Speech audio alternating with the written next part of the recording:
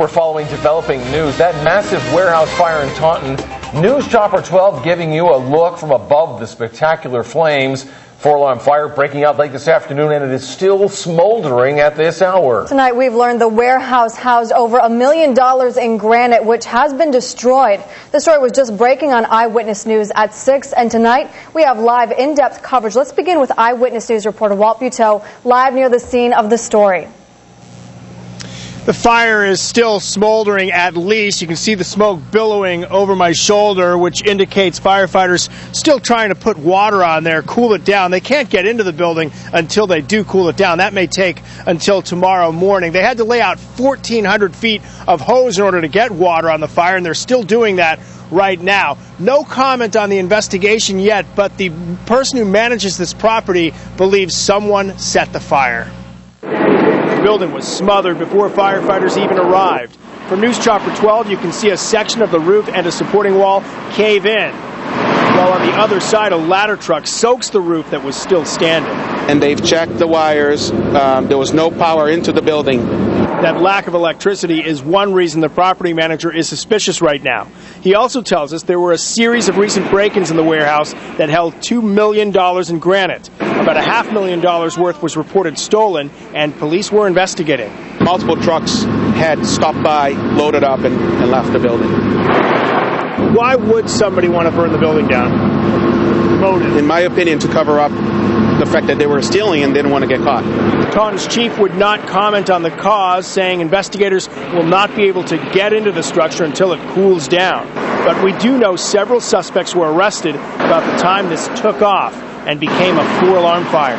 They refused to disperse for the police officers, so they were removed from the fire ground. They were suspects at this point, or just people who were there looking? They were interfering with the firefighting operations, and they were removed for failure to disperse.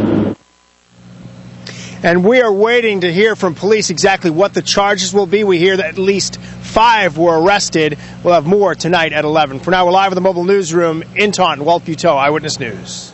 Tonight's fire breaking out not far from a number of homes and a Little League baseball diamond. The big flames and thick smoke giving people there quite a scare. Eyewitness News reporter Danielle North continues our live coverage from Taunton and the mobile newsroom. While there were no evacuations in the immediate vicinity, there were a number of homes surrounding the perimeter of that warehouse, so a lot of people getting a smoky front row seat to all the action. The Correas were relaxing in their Arlington Street home after work when they heard the first sirens. We heard the fire trucks, and then we looked out, and it was couldn't see too much flame, but then it all broke out.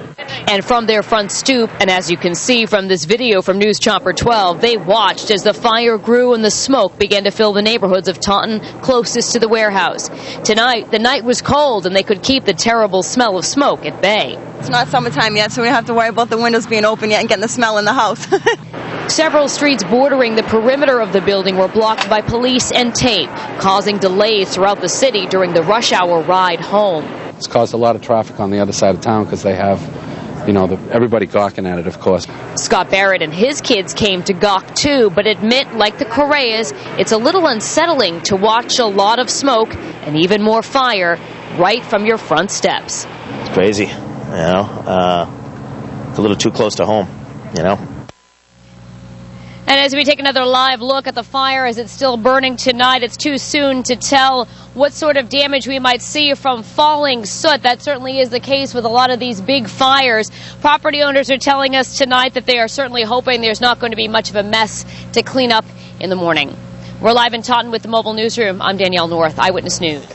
Stay with Eyewitness News for continuing coverage of this warehouse fire. We're going to bring you an update tonight at 10:30, and then tune into Eyewitness News at 11 over on WPRI 12 for the very latest. We'll also bring you more on Eyewitness News this morning starting at 5 a.m. And there is more News Chopper 12 video on our website.